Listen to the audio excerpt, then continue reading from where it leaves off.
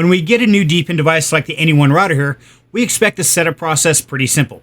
Power it up, connect it, and start earning. Seems simple enough, right? But as I shared with you on the setup of this guy here, I had a problem where I couldn't get a Wi-Fi signal. Now the instructions told me very clearly, go in, do this, but it wasn't working. Now I did find a workaround and I shared it in my latest video here if you have the same problem. But today I want to find out how to fix that problem because I'm still not getting any signal strength out of this guy. And on top of it, it's getting really, really hot and it sounds like it's full of marbles. Doesn't sound healthy. So the great thing is I've done some research and I'm going to show you exactly how to fix both of these problems in today's video. Now, before we get started, I do want to let you know that I've been working with the Anyone support team since the very beginning, and they've been super helpful and absolutely awesome all the way through. In fact, they even let me know that they are aware that there are defective cooling fans in the Anyone router, and they're currently waiting for replacements. So if you want to wait to get your replacement cooling fan and then follow their instructions, I highly recommend it. They do, however, suggest pick up an external fan to keep this guy cool, and do not let it exceed 60 degrees centigrade. Or that could cause a breakdown in the circuitry. Now, personally, I've already got a problem with a signal issue, so I've got to tear it into it anyway, but I've also got the same cooling fan issue where it sounds like it's full of marbles and it's getting up to 140 degrees Fahrenheit. Personally, I'm not very comfortable with that, so I found some replacement fans and we're going to get all this taken care of today. But I do want to let you know, this is a repair procedure that I'm willing to perform. Now, if I do something wrong, of course, there's no warranty on this. This is totally on me. So if you choose to follow along, please understand you are taking that risk. Now, I will put links and description down below to all the components I'm using, which is essentially replacing the cooling fan and a couple basic tools. But if you're ready to get into it, let's tear this thing apart and get her fixed. Now, before we tear this guy apart, I want to share with you exactly what my router is doing. So to do that, we're going to bring the microphone down here. We're going to take our Anyone router, and I'm going to plug this guy in. And I want you to listen very carefully to what the cooling fan sounds like. So when I apply power,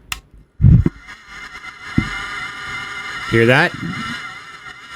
That's the cooling fan dragging and trying to spin. And it's not doing well. It'll stop at occasion and it's just very unhealthy. There it goes, just stop. So if you're running into noises like that out of your Anyone router, that is not okay. That's what we're going to fix today. Now the first thing we're going to need to be able to replace this cooling fan is, of course, the cooling fan. So I'll put links to the description down below to the ones that I purchased. Now these are a 30mm by 30mm by 7mm thick. Okay, same ones that are inside the device. However, the connector is a little different. So the tools we're going to need to replace these are a small Phillips screwdriver, a T9 Torx bit, tiny pair of needle nose really do help, and a basic soldering iron. And that's only because we have to replace that connector. So once you have those components ready, let's tear it apart. Okay, so let's dive into our router. Now I do suggest using a small tray or something for your screws because these are really little screws and the magnetic tray helps keep them together. So the first thing we want to do is flip this guy over and we need to remove the 4 black screws that are connecting the gray housing to the black housing. So you're going to find 2 right here at the base of the curve and then 2 right here on the back. So let's go ahead and take those guys out.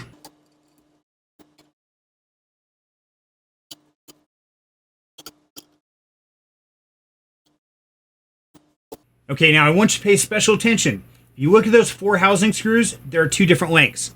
2 are very short and 2 are longer. Now that's because the 2 that are longer are going to go here in the curve. The 2 really short ones go here in the back. If you put the long ones here in the back of the housing, you could actually damage the circuit board inside. So make sure you put the screws back in the right location. Okay, now we got those out. What we need to do is separate the gray and the black housing. To do that, you can see right off the bat, this 3.5mm port here kind of sticks into the gray housing. So what we have to do is apply some pressure between the 2 to build a gap right here, and then lift the black up ever so slightly. Give yourself that little bit of gap, and that pulls that 3.5mm port out of the hole. Once you have that, simply slide the housings apart. And there we go. There is our router. Now we can set this guy aside for now, and then we can see our culprit right here. The cooling fan that sounds like it's full of marbles and doesn't want to stay cool. Now, as you can see right off the bat, there are 2 circuit boards here, an upper one and a lower one. So the next thing we have to do is separate this upper circuit board so we can access that fan. So to do that, we're going to use our T9 Torx and we're going to move these 4 screws. Now, I will let you know, these do have lock washers underneath, so do not lose those.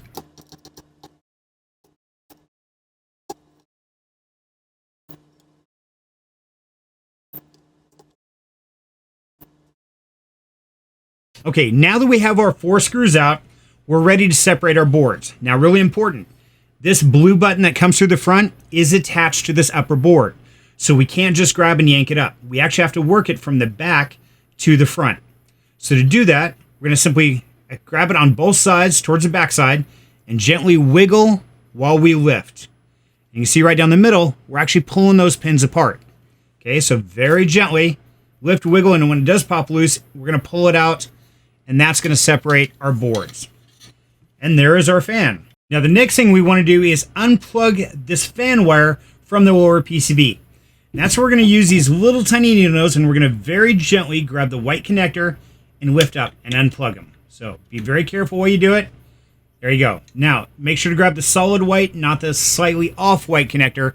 Now that's separated our fan from our lower board. But remember we were having problems with our signal wire? Let's check this guy out right here. See this right here? That's our antenna coming through, and it is not connected to anything. That terminal should be connected there. So let's go ahead and fix that first. Now these are really a snap tie connector. All you have to do is position it exactly over the top and firmly press it down to get it into place. But if you don't have it in the exact location, you could damage it. So be very careful if you're running into this.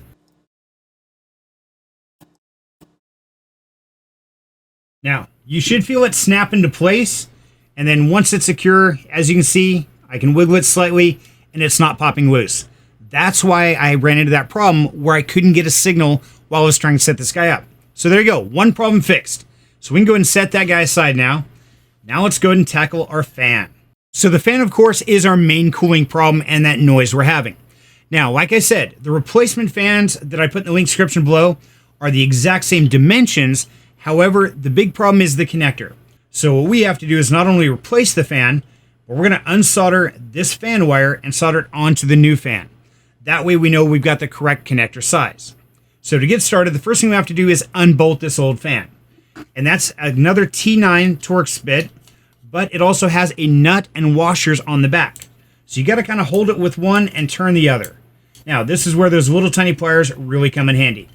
So what I like to do is just grab the nuts, good and solid, and then focus on the screw. Now, they're not super tight, which is great, but they do have little lock washers.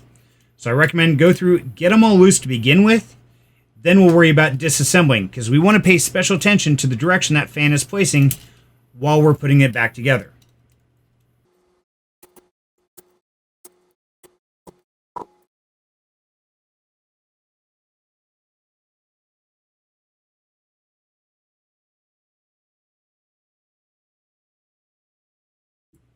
Now, if you notice through the whole time, I've been holding this fan in place so it didn't move.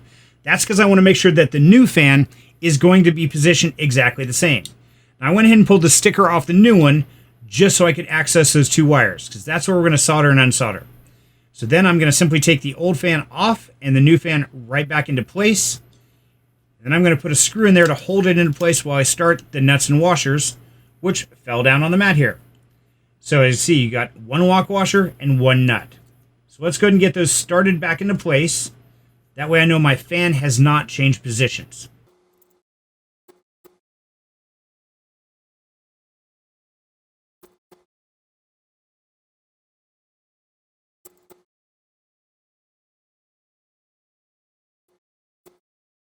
Now, a little tip is do not tighten any screw down until all of them are in place and snug. It's a little trick from working on cars, because otherwise the holes will never line up. So once we've got all those snugged into place, let's go ahead and grab our pliers, hold the nuts, and then we're going to only give it about a quarter turn. We want to make sure they're good and snug, but we don't cinch it down and damage the new fan. So go ahead and tighten down each one of these.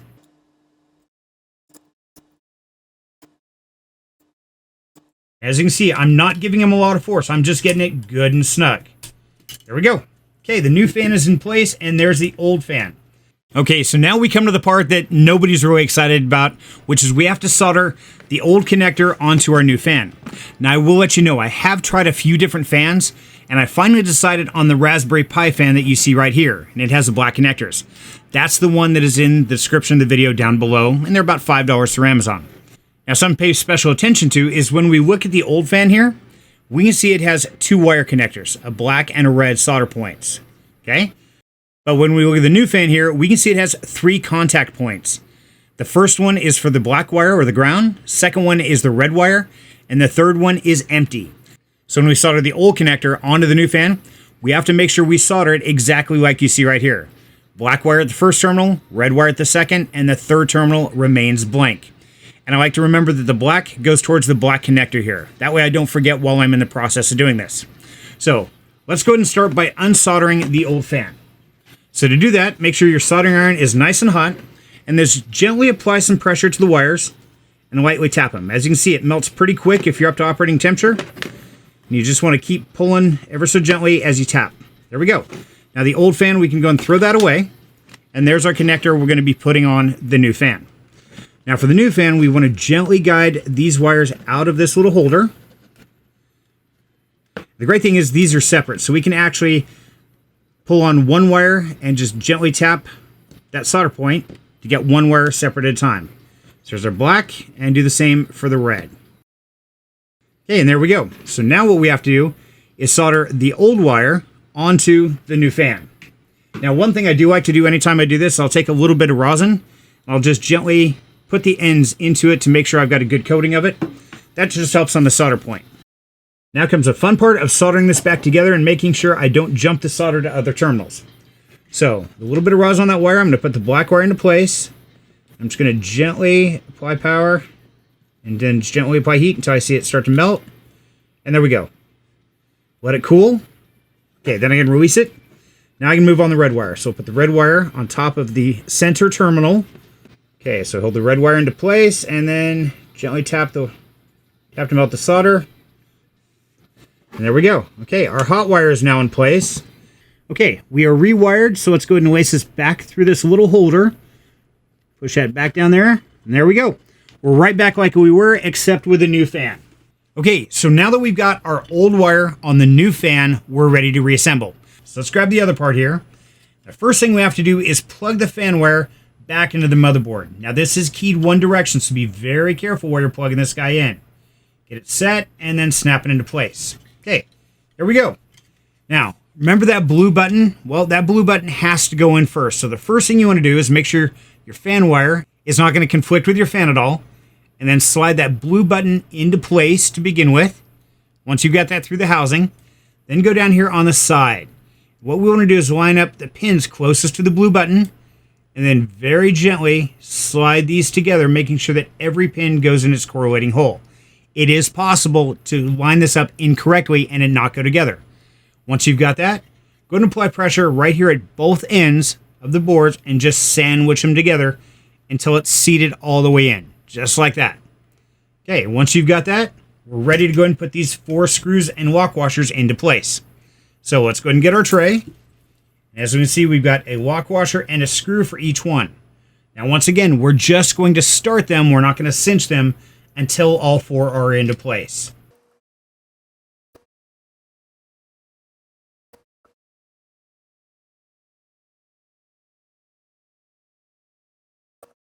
Okay, now that all 4 are started, now I can go ahead and cinch them down. Once again, not a lot of pressure, just good and snug. Do that for all 4 screws.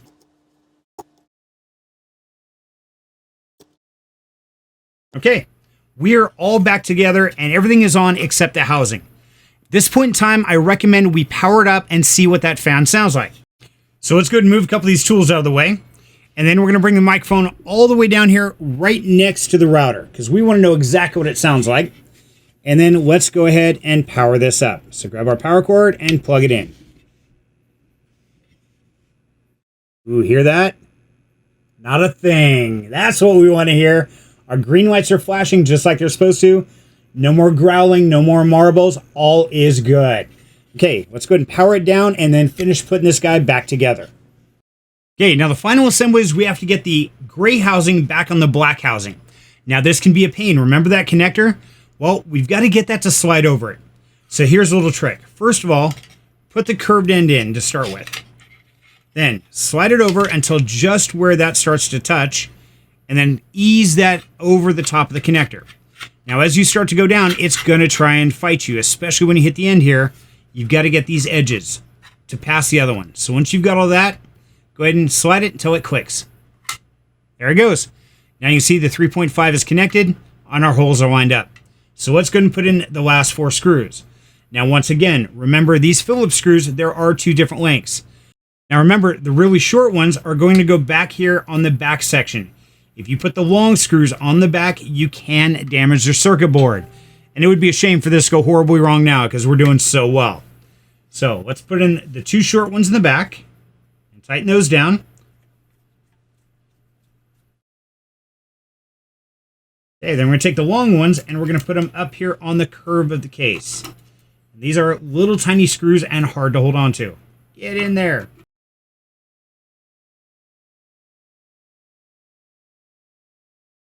And there we go. Our Any1 router is all back together just like it was, ready to power up and see if that fixes our problem. So let's go set it up. There we go. Our Any1 router is back, plugged in its media panel, and with that beautiful blue heartbeat, we know we're up and earning. Now, of course, we always want our depin devices to work perfectly. Sadly, most of these are made by people, and people have bad days. So, me personally, I'm willing to put in a little bit of work to fix small things if it's a way I can get up and earning faster. But if you don't feel comfortable with any of this, I highly recommend wait until the Any1 team gets the replacement fans and ships you out the instructions on how to do it yourself. But if you're like me and you don't want to miss out on any earnings or risk your device of overheating, hey, $5 for a fan in a little bit of time, pretty simple process. So I hope you've enjoyed this information. It's been helpful to make sure that your Any1 router is operating at peak performance. But if you like this information, you want to see more, make sure to like and subscribe to the channel because I'm going to keep bringing you the best crypto information I can. I want to thank you very much for your time. Until next time, have a great night.